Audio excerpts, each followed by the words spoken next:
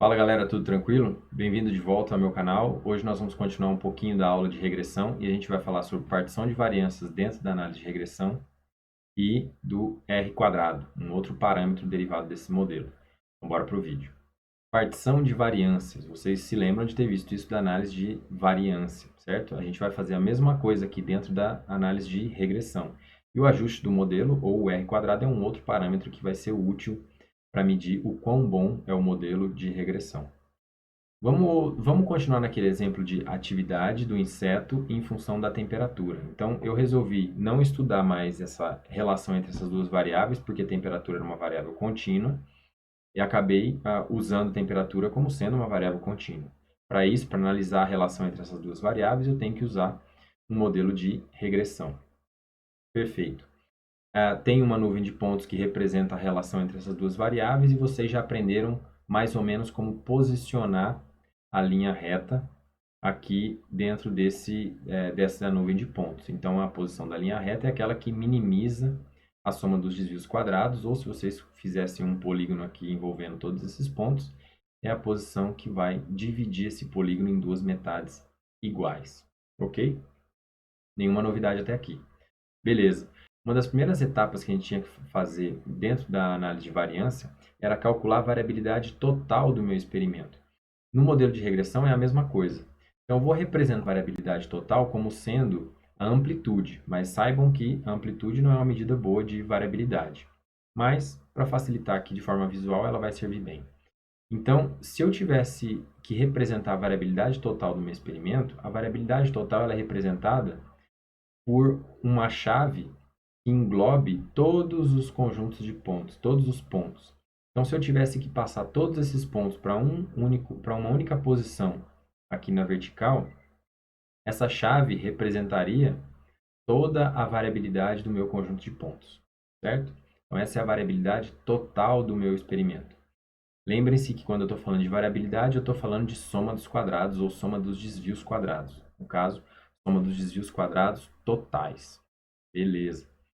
Vocês se lembram também da aula de ANOVA que a variabilidade total é igual à variabilidade do fator mais a variabilidade residual. No caso da análise de regressão, é a mesma coisa. Notem que vocês definiram a posição da linha reta, vocês fizeram um polígono aqui ao longo da nuvem de pontos e definiram mais ou menos a posição da linha reta. Ok. Notem que esse polígono ele fez uma coisa mais ovalada, ou fez como se fosse um tubo. Então está aqui representado por essa linha tracejada. Notem que os pontos eles não caem exatamente em cima da reta, eles caem em posições próximas da reta, mas com uma certa distância em relação à reta.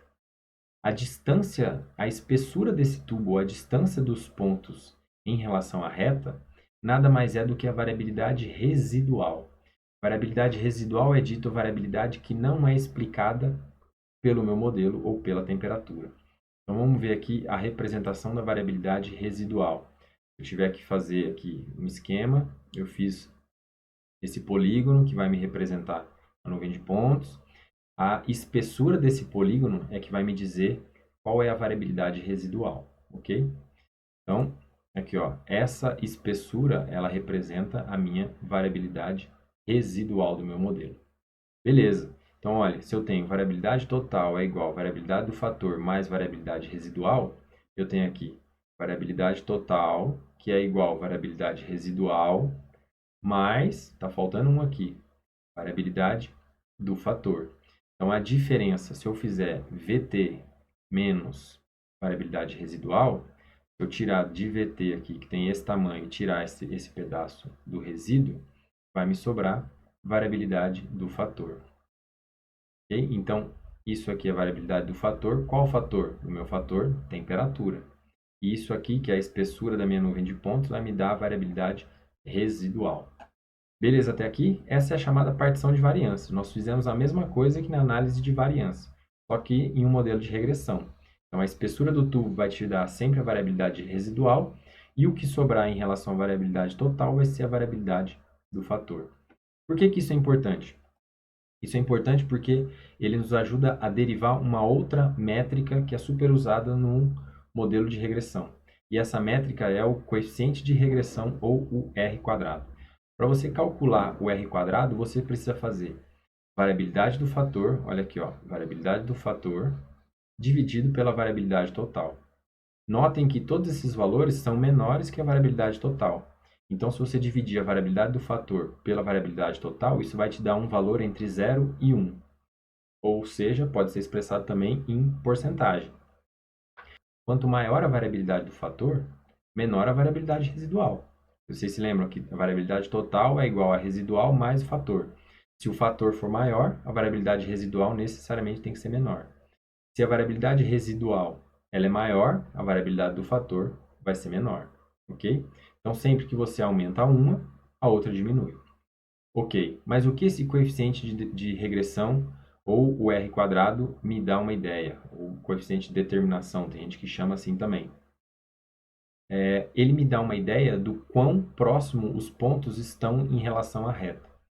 Quanto maior for esse R quadrado, quanto mais próximo de 1 for esse valor, significa que menor é a variabilidade residual.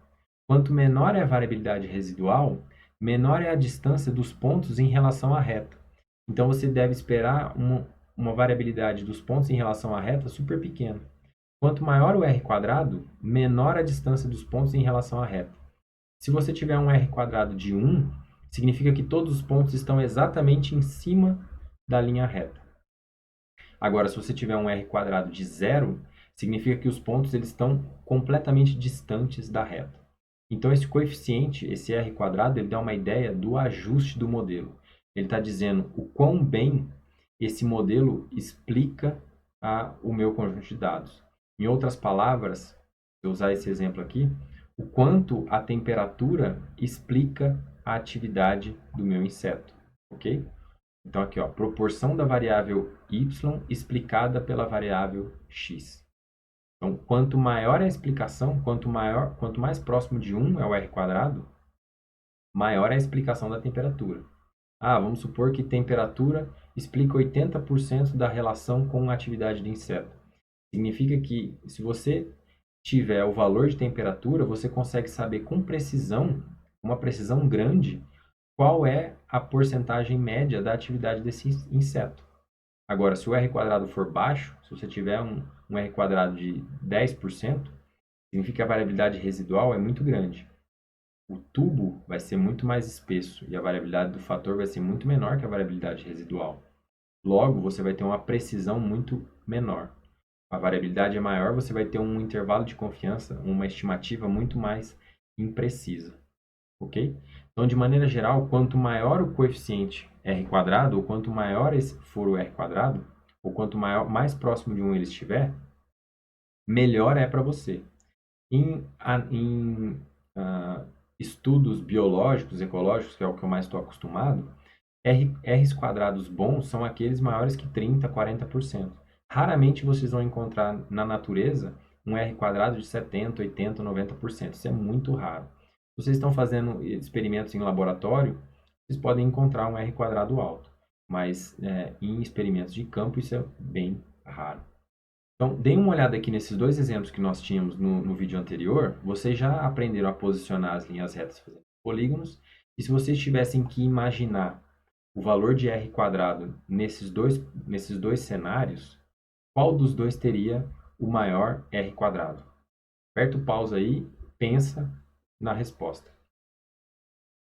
Se vocês pensaram aí um minutinho, vocês devem ter chegado à conclusão que, certamente, esse segundo cenário aqui, a variabilidade do fator é muito maior do que a variabilidade residual. Notem que a espessura desse polígono aqui, ou desse tubo, ela é muito mais estreita do que desse aqui, certo? Então, a variabilidade residual aqui é muito menor, é muito pequena, enquanto que a variabilidade do fator, nesse caso, é maior do que a variabilidade residual. Agora, nesse caso aqui, a variabilidade residual provavelmente é muito maior que a variabilidade do fator. Então, nesse caso, a dispersão dos pontos ela é muito mais distante da reta do que nesse segundo caso aqui. Então, se a gente tivesse que pensar em coeficiente de determinação ou de regressão para esses dois casos aqui, eu poderia dizer que o R quadrado, nesse primeiro caso aqui, estaria da ordem de 0,2, 0,3 ou de 20, 30%. Seria até alto, considerando esse cenário aqui. Por quê? Porque a variabilidade residual provavelmente é muito maior que a variabilidade do fator, certo? Porque a dispersão dos pontos aqui é muito mais larga. Enquanto que nesse caso aqui, a gente esperaria um R quadrado mais ou menos de 0,8, 0,9, por aí. Por quê? Porque a variabilidade residual é super pequena.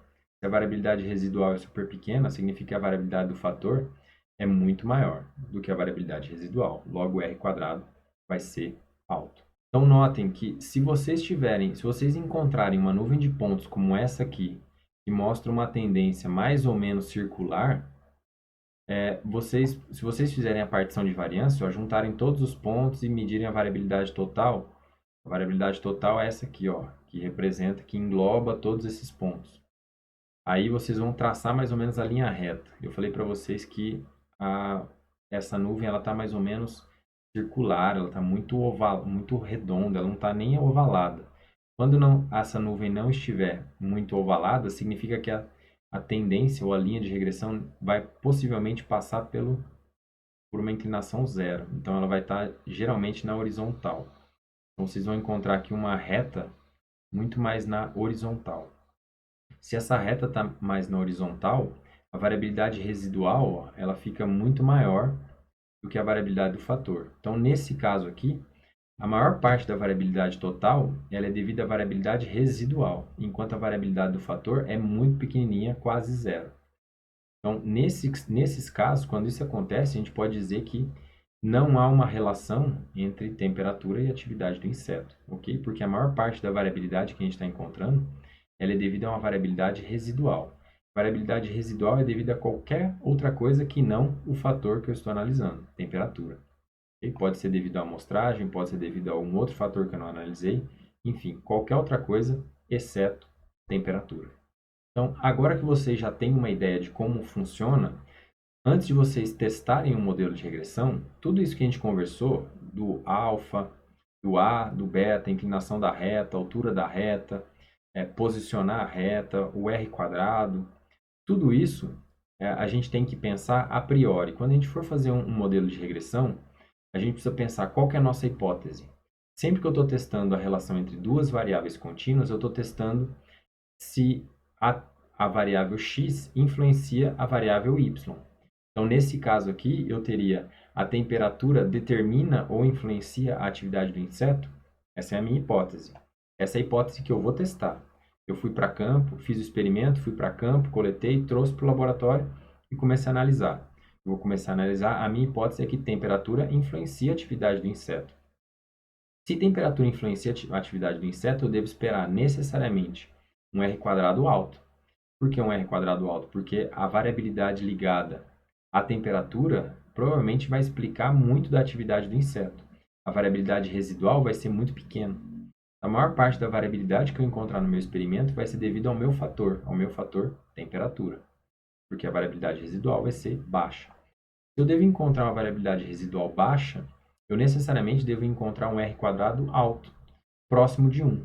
Então, sempre que vocês encontrarem um valor residual baixo, significa que o R quadrado possivelmente vai ser alto.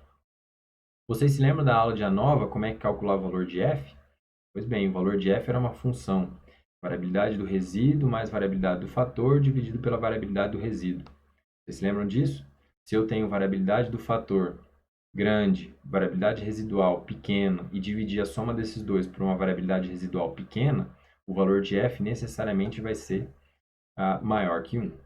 Então, se a minha hipótese está correta, eu devo encontrar uma inclinação da reta diferente de zero, ela pode ser positiva ou negativa, tanto faz. Ela só precisa ser diferente de zero. Um R quadrado alto e um valor de F muito maior do que 1. Agora, essa é a minha hipótese. Eu preciso, antes de testar, derivar uma hipótese nula de como o mundo funciona. Se a minha hipótese é a temperatura determina ou influencia a atividade do inseto, a minha hipótese nula seria temperatura não determina ou não influencia a atividade do inseto. Essa é a minha hipótese nula. Se a minha hipótese nula está correta, eu devo encontrar um R quadrado próximo de zero, ou muito perto de zero, zero ou muito próximo de zero. Se a temperatura não influencia a atividade do inseto, eu devo encontrar uma inclinação da reta zero, igual a zero. A inclinação, se temperatura influencia a atividade do inseto, ela pode ser uma relação positiva ou uma relação negativa, tanto faz. Agora, se a temperatura não influencia em nada, eu devo necessariamente encontrar uma inclinação da reta zero. A reta vai estar sempre na horizontal. Se eu tenho uma reta na horizontal, a maior parte da variabilidade total ela é devida à variabilidade residual. A maior parte da variabilidade total vai ser devida à variabilidade residual e a variabilidade do fator vai ser muito pequena. Então, se eu for calcular o valor de f, variabilidade residual, que é grande, mais variabilidade do fator, que é pequena, dividido pela variabilidade residual, que é grande, isso vai dar um número próximo de 1. Ok? Então, antes de eu analisar, eu tenho que ter esses dois cenários muito claros. Eu vou, a partir de agora, testar. Eu vou pedir para a máquina ou para o software estatístico posicionar a linha reta e definir cada um desses parâmetros. E a máquina vai me definir o valor de R quadrado, o valor de beta e o valor de F. Baseado nisso, eu vou precisar também calcular a probabilidade da hipótese nula estar correta. Vocês se lembram que agora eu posso simular os cenários em que a hipótese nula está correta, eu posso simular cenários onde de valores de F e ver em quantos cenários simulados o valor de F que eu encontro nos meus dados é maior ou igual que o valor simulado. Isso vai me dar um valor de probabilidade, certo? E baseado nesse valor de probabilidade, eu vou conseguir tomar uma decisão se eu aceito a hipótese nula, se eu aceito a hipótese nula, ou se eu rejeito a hipótese nula e aceito a minha hipótese. Ok? O valor de P vai te dizer qual desses dois cenários você vai escolher. Além disso, uma outra coisa super importante que a regressão te dá é a relação entre essas variáveis. Então, a regressão ela vai te dizer qual é a relação entre a variável y e a variável x. Nesse caso, atividade e temperatura. E vai te dar dois parâmetros além disso, o a e o b, que me dá a altura da reta e a inclinação da reta.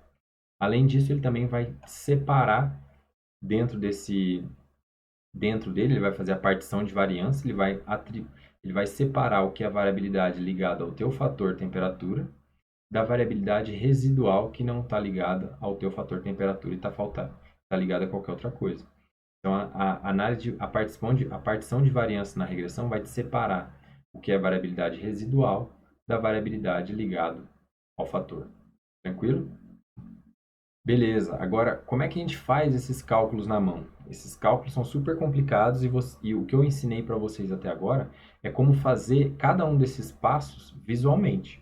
Óbvio que, né, aqui o meu objetivo não é que vocês façam isso tudo à mão, porque a máquina faz isso o tempo inteiro. O software estatístico faz isso rapidamente. Mas se vocês quiserem treinar, esse aqui é um roteiro que vocês podem seguir para calcular cada uma dessas métricas que a gente discutiu. Então tá aqui, ó, número de árvores em função da área da reserva. E nós temos aqui 1, 2, 3, 4, 5, 6 pontos. O que vocês vão fazer? Primeiro de tudo, vocês precisam calcular a soma dos quadrados de x. Então, a soma dos quadrados de x. X é a área da minha reserva. Para eu fazer a soma dos quadrados de x, eu tenho que pegar cada valor de x, subtrair da média de x, elevar esses desvios ao quadrado e somar tudo. Eu coloquei aqui em notação estilo R. Se vocês tiverem familiaridade ou tiverem acesso ao software R, vocês conseguem fazer esses cálculos facilmente utilizando essa notação que eu escrevi aqui. Mas vocês sabem fazer isso numa boa à mão. Próximo passo que eu tenho que fazer, soma dos quadrados em y. Então, soma dos quadrados em y, que é y, meu número de árvores. Então, o que eu tenho que fazer? Eu tenho que pegar cada um dos valores de y, subtrair da média de y, elevar ao quadrado e somar. Isso vai me dar soma dos quadrados de y. Soma dos quadrados de x, soma dos quadrados de y. Agora eu preciso fazer a soma dos quadrados de x, y. O que eu preciso fazer? Eu preciso fazer a y menos a média de y, isso vai me dar os desvios dos 6 pontos. E preciso multiplicar esses desvios pelos desvios em x. Então, vezes x menos a média de x. Notem que o primeiro desvio em y vai ter que multiplicar o primeiro desvio em x. O segundo desvio em y vai ter que multiplicar o segundo desvio em x. E assim sucessivamente. Depois que vocês fizerem essa multiplicação, vocês vão fazer a soma desses valores. Isso vai dar soma dos quadrados x, y.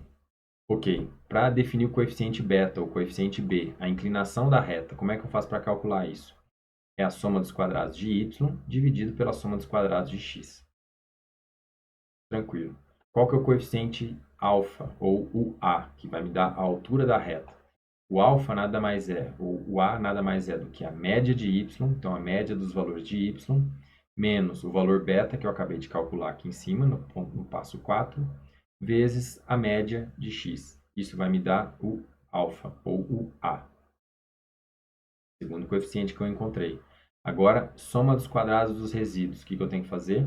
Eu tenho que pegar o valor y, todos os valores de y, e subtrair do valor esperado pela minha reta. Então, eu tenho que fazer alfa mais beta vezes área e subtrair o y desse valor aqui, que vai me dar os valores preditos pela reta. Eleva ao quadrado e soma tudo. Depois vai faltar soma dos quadrados do fator. A soma dos quadrados do fator, que é igual a SQ, soma dos quadrados de y, menos a soma dos quadrados do resíduo que eu acabei de calcular aqui. Depois o r quadrado vai me dar soma dos quadrados do fator dividido por soma dos quadrados do fator mais soma dos quadrados do resíduo. Que é soma dos quadrados do fator mais soma dos quadrados do resíduo, nada mais é do que a soma dos quadrados total desse experimento, ok? Isso vai me dar o r quadrado. Então, se vocês tiverem paciência, tentem fazer isso à mão, ou no Excel, ou no R, como vocês quiserem, porque é um exercício interessante para fixar esses elementos.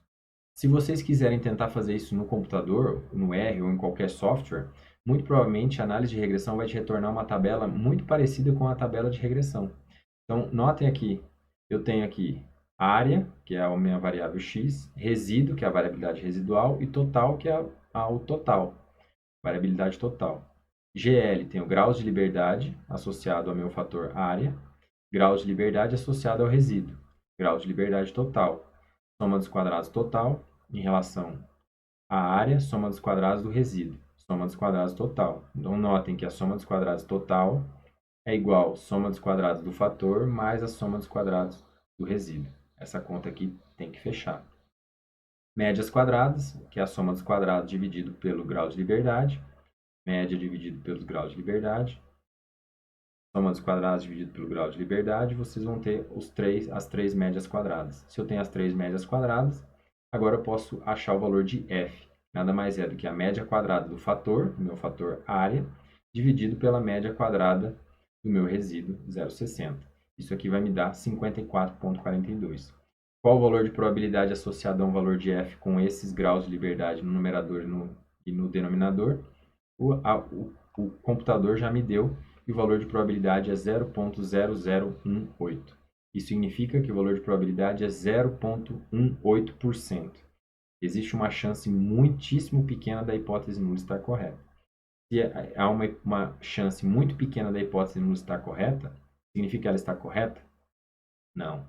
Significa que ela está errada. Se ela está errada, eu posso rejeitar a hipótese nula. O que dizia a hipótese nula? O meu valor de f era próximo de 1, que a minha inclinação da reta era próximo de zero, que meu r quadrado era próximo de zero. Então, nesse caso, eu rejeito totalmente essa hipótese e assumo a minha hipótese alternativa, ou a minha hipótese de trabalho. E o que eu concluo? Que a área da reserva está significativamente relacionada com o número de árvores nessas reservas. Tranquilo? Se eu pedir para vocês, baseado nesse gráfico aqui, qual é a relação entre o número de árvores e a área da reserva, eu acho que vocês conseguiriam visualizar que existe uma linha reta passando aqui no meio dessa nuvem de pontos. Essa linha reta ela está inclinada para baixo. Isso significa que a relação, nesse caso, nesse exemplo fictício, é negativa. Tranquilos? Então, resumindo, eu falei para vocês nesses últimos 2, 3 vídeos sobre problemas relacionados à classificação de variáveis, que pode ser subjetivos. Então, nesses casos, é melhor usar variáveis contínuas do que variáveis categorizadas na marra. Mostrei para vocês o que é mais ou menos análise de regressão, ensinei para vocês como fazer a equação da reta para o conjunto de dados que você tem na mão, expliquei para vocês o que é o parâmetro A e o beta, A e o B, ou alfa e beta, como vocês quiserem. Falei brevemente como posicionar a reta e como determinar o coeficiente de regressão ou o R quadrado do modelo. Além disso, nós fizemos partição de variância à mão e comentamos algumas coisas sobre o teste de hipótese, sobre como aceitar ou rejeitar qual das hipóteses, ok? Eu acho que, para vocês fixarem melhor, leiam o capítulo 8 do livro Estatística sem Matemática e o capítulo 9 do livro do Gotelli, que é só sobre regressão. O capítulo do Gotelli é um pouquinho mais difícil, mas o do Estatística sem Matemática vai trazer de novo esses conceitos e vocês vão poder revisitar e entender melhor esses conceitos à medida que vocês forem lendo. Se vocês gostaram da aula, não se esqueçam de deixar os comentários ou se dúvidas surgiram, podem postar aqui que eu respondo na medida do possível. Valeu e até a próxima!